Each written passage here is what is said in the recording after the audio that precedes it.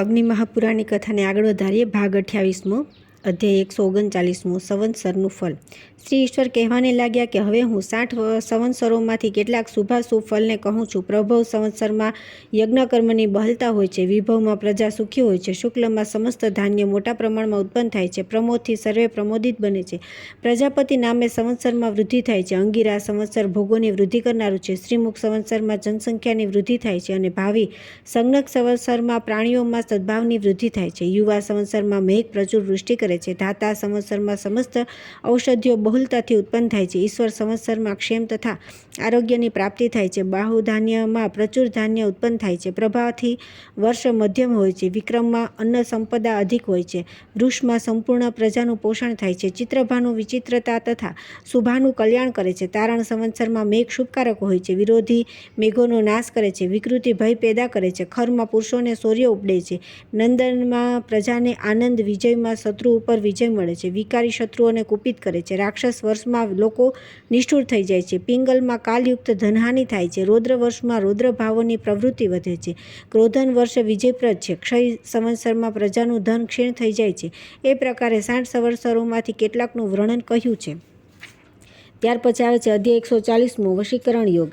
શ્રી ઈશ્વર કહેવાને લાગ્યા કે હવે હું વશીકરણ યોગનું વર્ણન કહું છું. નિમ્ન અંકિત ઔષધિઓને 16 કોષ્ઠવાળા ચક્રમાં અંકિત કરી લેવી, જેમ કે ભૃગરાજ, સહદેવી, મોરની શિખા, જીવાપોતા, અધપુષ્પા, રુદ્રદંતી, કુમારી, રુદ્ર જગટા, વિષ્ણુક્રાંતા, શ્વેતાર્ક, લાજવંતલી, મોહલતા, કાળો ધતુરો, ગોરક્ષ, કર્કટી, મોઢાસિંગી તથા સ્નુહી. પ્રથમ 4 ઔષધિઓની છાલનું ચૂર્ણ બનાવવું ને ધૂપ આપવો, અથવા તેને પાણી સાથે પીસીને લેપ બનાવી પોતાના અંગે લગાડવું. અપરાજિતા, શ્વેતાર્ક, લાજવલ્તિલા અને મોહલતા આ 4 ઔષધિઓનું અંજન બનાવી આંખે લગાડવું. તો અન્ય પ્રયોગોમાં કાળો ધતુરો, ગોર ખખકડી, મોઢાસિંગી અને સ્નેહી એ 4 ઔષધિઓના મિશ્રિતથી જલથી સ્નાન કરવું. રુદ્ર જગટા, ગોર ખકડી અને મેઢા શૃંગીને ધ્રુપ કરીને પીસીને લેપ શરીર લગાડવાથી તે દેવતા મારફતે પણ સન્માનિત બને છે.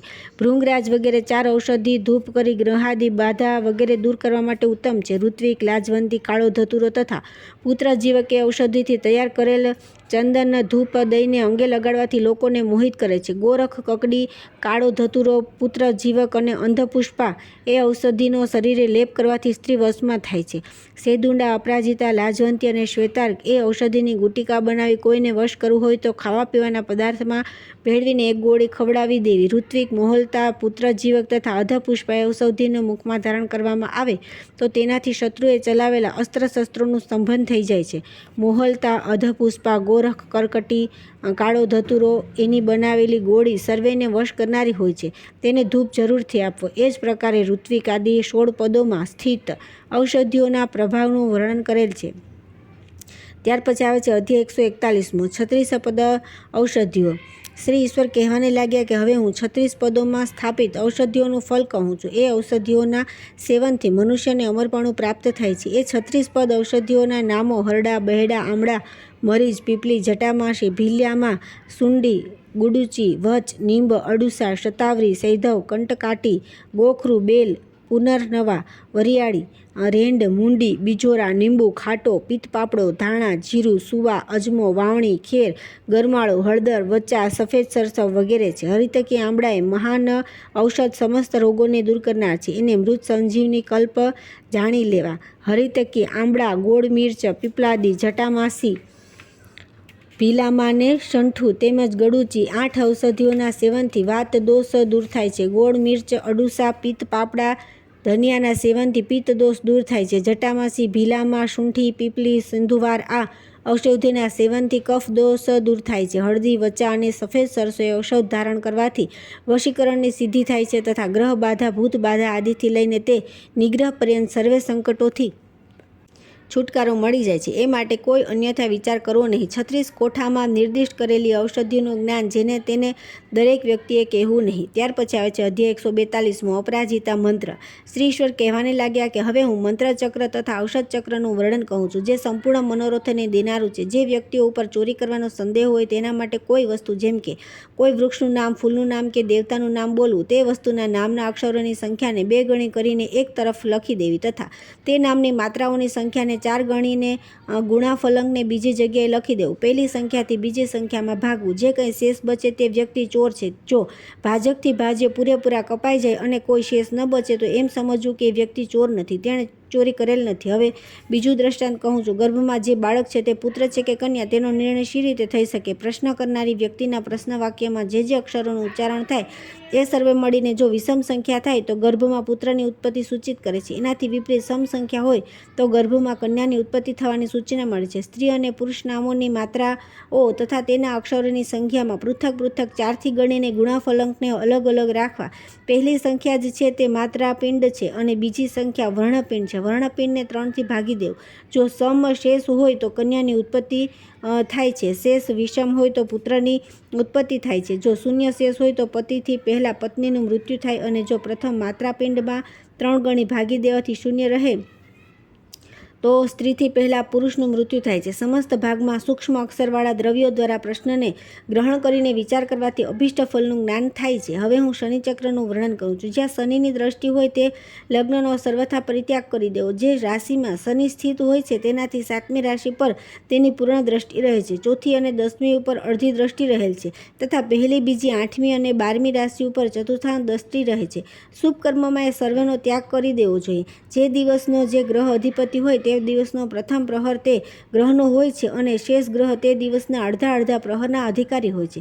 દિવસ દરમિયાન જે સમયનો ભાગ શનિના ભાગમાં પડતો હોય તે સમયનો યુદ્ધના માટે અવશ્ય ત્યાગ કરવો જરૂરી છે. હવે દિવસનો રાહુની સ્થિતિનો વિષય કહું છું. રાહુ રવિવારે પૂર્વમાં, શનિવારે વાયવ્યમાં, ગુરુવારે દક્ષિણમાં, શુક્રવારે અગ્નિકોણમાં, મંગળવારે પણ અગ્નિકોણમાં અને બુધવારે સદા ઉત્તર દિશામાં સ્થિર રહે છે.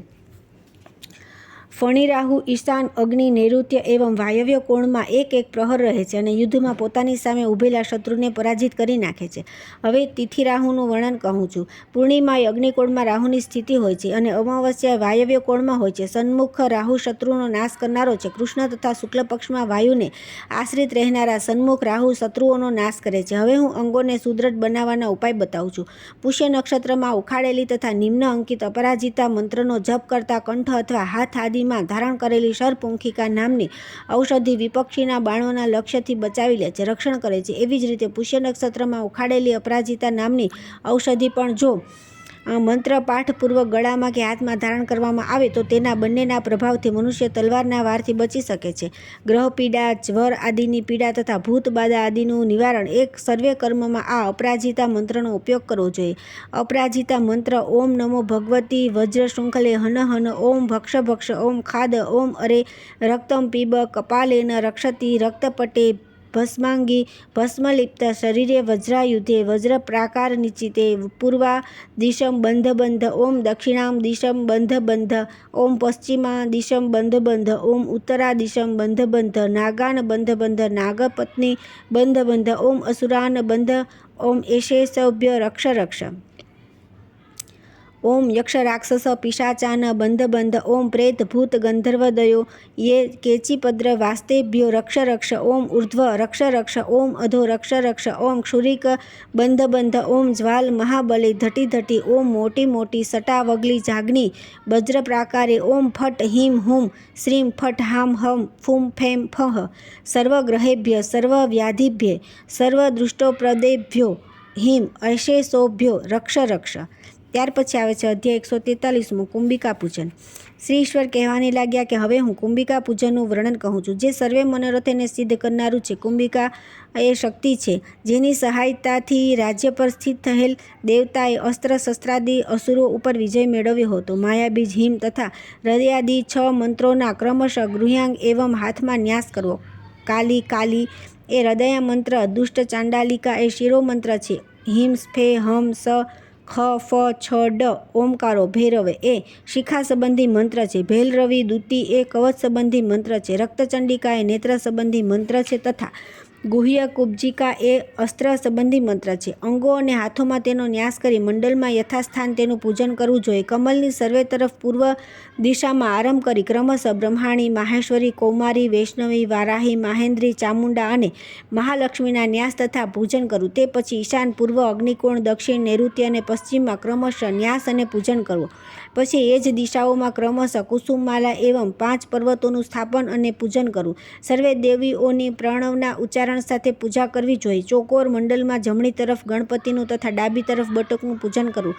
વાયવ્ય કોણમાં 4 ગુરુનું તથા 18 ષટકોણમાં 16 નાથોનું પૂજન કરવું. પછીથી મંડલની ચારે તરફ બ્રહ્મા આદિ 8 દેવતાઓની તથા મધ્ય ભાગોમાં 9મી કુબ્જિકા દેવીની પૂજા કરવી જોઈએ. સદા એ ક્રમ પ્રમાણે જ પૂજન કરવું. ત્યાર પછી આવે છે અધ્યાય 144મો કુંભિકા પૂજન વિધિ. શ્રી ઈશ્વર કહેવાને લાગ્યા કે હવે હું ધર્મ, અર્થ, કામ તથા વિજય પ્રદાન કરનારું શ્રીમતી કુંભિકા દેવીના મંત્રનું વર્ણન કહું છું. પરિવાર સહિત મૂળ મંત્રથી તેમનું પૂજન કરવું જોઈએ. કરન્યાસ અને અંગન્યાસ સંધ્યાવદન કરવું. વામા, જ્યેષ્ઠા તથા રુદ્રી એ ક્રમશઃ 3 સંધ્યાઓ કહેલી છે. કૌલી ગાયત્રી, કુલ વાગીશી વિદ્મહે, મહાકૌલતી ધીમહિ તન્નો કૌલી પ્રચોદયાત. હે કુલ વાગીશ્વરી, અમે આપને સારી રીતે જાણીએ, મહાકૌલીના રૂપમાં આપનું ચિંતન કરીએ અને કૌલી દેવી અમને શુભ કર્મો માટે પ્રવૃત્ત કરે. હવે તેના 5 મંત્રો છે, જેના આદિમાં પ્રણવ અને અંતમાં નમ પદનો ઉપયોગ થાય છે. મધ્યમાં 5 નાથોના નામ છે. અંતમાં શ્રી પાદુકા પૂજ્યામી એ પદને જોડવું.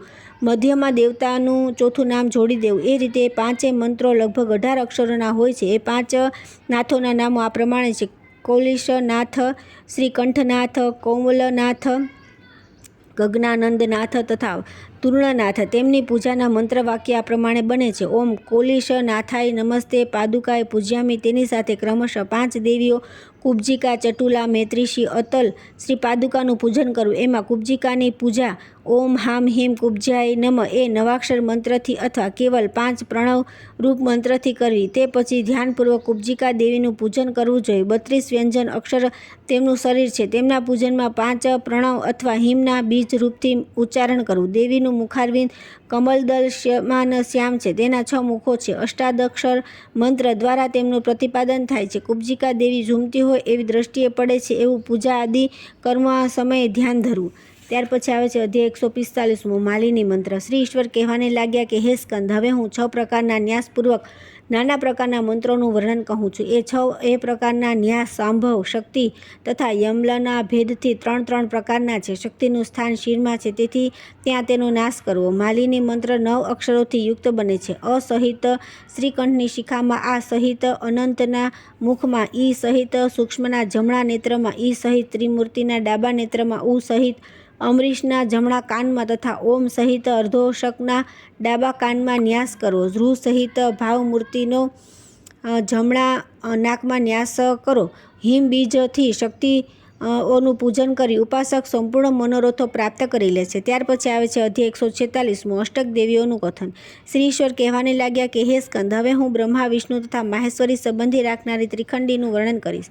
ઓમ નમો ભગવતે રુદ્રાય નમ એ બ્રહ્મખંડ પદમાં રુદ્ર મંત્ર સંબંધી 121 અક્ષર છે. જેમ કે ઓમ નમઃ ચામુંડે બ્રહ્માણી અઘોરે અમોઘે વરદે વિચે સ્વાહા. આ પ્રમાણે માહેશ્વરી, કૌમારી, વૈષ્ણવી, વારાહી, ઇન્દ્રાણી, ચંડી, ઈશાનીની આખો મંત્ર ઉચ્ચારો. આ વિષ્ણુ ખંડનું પદ છે. એ જ પ્રમાણે મહેશ્વર ખંડનું પદ પણ હોય છે. એ મહેશ્વર ખંડ 21 પદોનો હોય છે. તેની અંદર 171 અક્ષરો છે. એ 3 ખંડોને ત્રિખંડી કહે છે. એ ત્રિખંડી મંત્રના આદિ અને અંતમાં હે, ધો તથા 5 પ્રણવ જોડીને તેના જપ તથા પૂજન કરવું. હોમ ધ્રોમ શ્રી કુબ્જિકાય નમ એ મંત્રને ત્રિખંડીના પદોની સંધિમાં જોડવો. આ 3.5 માત્રાઓથી યુક્ત પ્રણવને આદિમાં લગાડી તેનો જપને યજન કરવું જોઈએ. ઓમ ક્ષોમ શિખા ભૈરવાય નમ શક્તિઓનું યોગપીઠ ઉપર ક્રમશઃ પૂજન કરવું જોઈએ. સ્ખા સ્ખો સ્ખી મહાભૈરવાય શિખા ભૈરવાય નમ શક્તિઓનું યોગપીઠ ઉપર ક્રમશઃ પૂજન કરવું જોઈએ. સ્ખા સ્ખો સ્ખી મહાભૈરવાય નમ આ અષ્ટ છે, જ્યાં જયની કામના માટે મંડલમાં દેવીનું પૂજન કરવું. યમ જીહ્વા જયંતી દુર્જયા નમ આ યમંતિકા, વિડાલી, રેવતી, જયા અને વિજયા એ મહાલક્ષ્મીના કુલમાં ઉત્પન્ન થઈ છે. એ રીતે 8 અષ્ટકોનું વર્ણન કરવામાં આવેલ છે. ત્યાર પછી આવે છે અધ્યાય 147મો ત્વરિતા પૂજન. શ્રી ઈશ્વર કહેવાને લાગ્યા કે હે સ્કંદ, હવે હું કુબ્જિકા, નવા ત્વરિતા, દૂતી તથા ત્વરિતાના ગુહ્યાંગ એવં તત્વોનું વર્ણન કરીશ. ઉપર જણાવેલ મંત્રથી ગુહ્ય કુબ્જિકાના પૂજન અને જપ કરવા જોઈએ. તેનું પૂજન કરવાથી તે વિજયદાયિની છે. ઓમ સિંહાય નમ એ મંત્રથી આસનની પૂજા કરી દેવીને સિંહાસન સમર્પિત કરવું. ઓમ ક્ષેમ હૃદયાય નમ બોલી હૃદયને સ્પર્શ કરવો. વચ્ચે શીર્ષે સ્વાહા બોલી શિરને સ્પર્શ કરવો. એ રીતે આ ત્વરિતા મંત્રનો શિરન્યાસ બતાવવામાં આવ્યો છે. હિંકારી, ખેંચરી, ચંડા, છેદની, ક્ષોભણી ક્રિયા, ક્ષેમ કરી, હુંકારી તથા ફટકારી એ 9 શક્તિઓ છે. દૂતીઓનું પૂર્વ આદિ દિશાઓમાં પૂજન કરવું. તેઓ ઇન્દ્ર વગેરેની પાછળ જનારી છે. ખરહાંગી, કપિલે, રૌદ્રી વગેરે તેમજ ત્વરિતાના ગુહ્ય અંગો તથા તત્વો હૃદય, શિર, શિખા વગેરે છે. પૂર્વમાં સદાશિવ છે. ક્ષય બ્રહ્મા છે. દારૂણ ફટનો ઉલ્લેખ છે ને પૂજન કરવું એ 8 દિશાઓમાં રહેલ પૂજનીય દેવતાઓ બતાવેલ છે.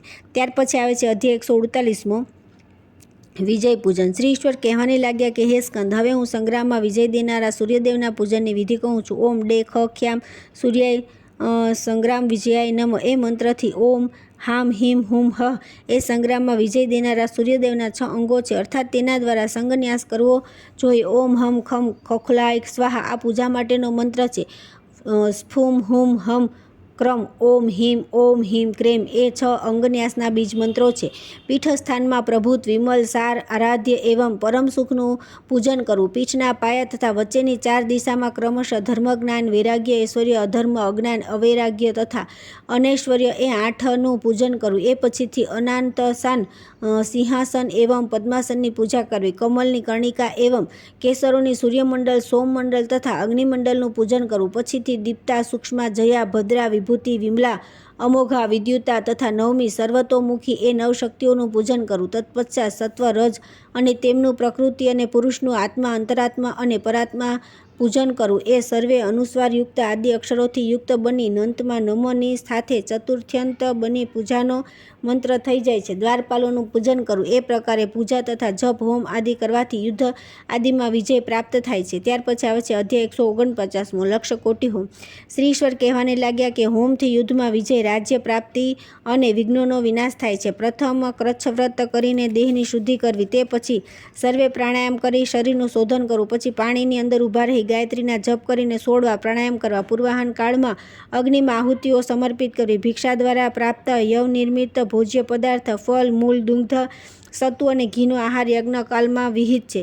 લક્ષ્મ હોમની સમાપ્તિ પર્યંત એક જ સમય ભોજન કરવું જોઈએ. લક્ષ હોમની પૂર્ણાહુતિ પછીથી ગૌ, વસ્ત્ર એવં સુવર્ણની દક્ષિણા આપવી. સર્વે પ્રકારના ઉત્પાતો પ્રગટ થતાં જ 5 યા 10 ઋત્વિજોની પૂર્વોક્ત યજ્ઞ કરાવવા. આ લોકમાં એવો કોઈ ઉત્પાત નથી જે તેનાથી શાંત ન થાય. તેનાથી વધીને અન્ય મંગલદાયક કોઈ ચીજ નથી. જે પુરુષ પૂર્વોક્ત વિધિથી ઋત્વિજો દ્વારા કોટી હોમ કરાવે છે, યુદ્ધમાં તેની સન્મુખ શત્રુ કદી ઊભો રહી શકતો નથી. તેના રાજ્યમાં અતિવૃષ્ટિ, અનાવૃષ્ટિ, વૃષકોપદ્રવ, ટીડી દલ, શુકોપદ્રવ એવં ભૂત, રાક્ષસ તથા યુદ્ધમાં સમસ્ત શત્રુઓ શાંત થઈ જાય છે. કોટી હોમમાં 20 અથવા સહસ્ત્ર બ્રાહ્મણોની જરૂરત રહે છે. તેનાથી યજમાન ઈચ્છાનુકૂળ ધન વૈભવની પ્રાપ્તિ કરે છે. જે બ્રાહ્મણ, ક્ષત્રિય અથવા વૈશ્ય એ કોટી હોમાત્મક યજ્ઞનું અનુષ્ઠાન કરાવે છે, તે જે પદાર્થની ઈચ્છા કરે છે તેને પ્રાપ્ત કરે છે. તે સ્વયં દેહધારી સ્વર્ગમાં જાય છે. ગાયત્રી મંત્ર, ગ્રહ સંબંધી મંત્ર, કુષ્માંડ મંત્ર, જાત વેદા, અગ્નિ સંબંધી અથવા ઇન્દ્ર વારુણ સ્વર્ગમાં જાય છે. ગાયત્રી મંત્ર, ગ્રહ સંબંધી મંત્ર, કુષ્માંડ મંત્ર, જાત વેદા,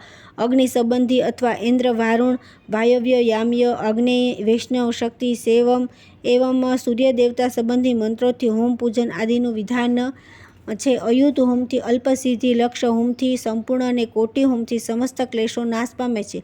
જવ, ધાન્ય, તલ, દૂધ, ઘી, કુશ, ચોખા, કમલ, ખસ, બેલ, આમ્રપત્રને હોમમાં વપરાય છે. દરેક પ્રકારના હોમમાં ઘીનું હવન કરવું.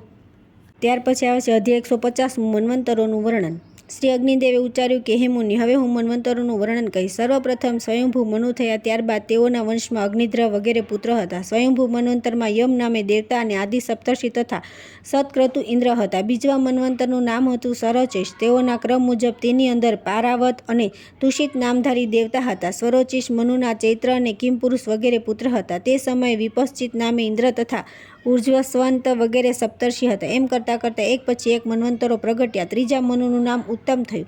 તેમના વંશમાં આગળ જતાં તેમના અજ વગેરે પુત્રો હતા. એવી રીતે આગળ જતાં તેઓના સમયમાં સુશાંતિ નામે ઇન્દ્ર, સુધામા વગેરે દેવતા તથા વશિષ્ઠના પુત્ર સપ્તર્ષિ હતા.